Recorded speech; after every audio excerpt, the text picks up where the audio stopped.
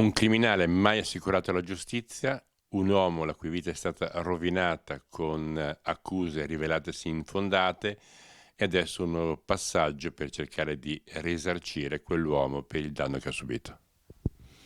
L'ingegner Zornita ha visto la propria vita rovinata da un'accusa infamante e molto grave, rivelatasi assolutamente priva di fondamento, anzi si è scoperto che un servitore dello Stato, un ispettore di polizia, per vana gloria personale, aveva alterato una prova per cercare di incastrarlo.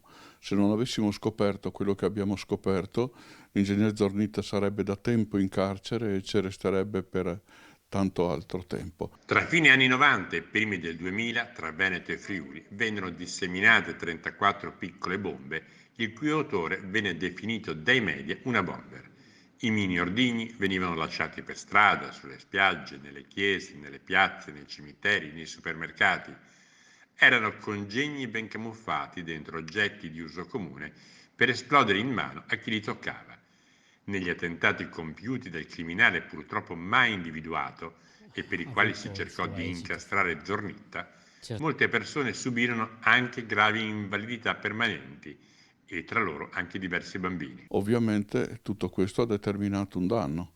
È in corso la causa civile per avere il risarcimento da parte del Ministero dell'Interno e del Ministero della Giustizia.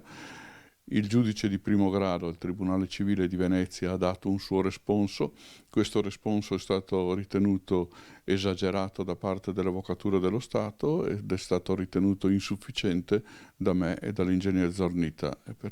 Se ne occuperà la Corte d'Appello di Venezia, che dovrà decidere se la cifra stabilita in primo grado è corretta, se va aumentata o se va diminuita.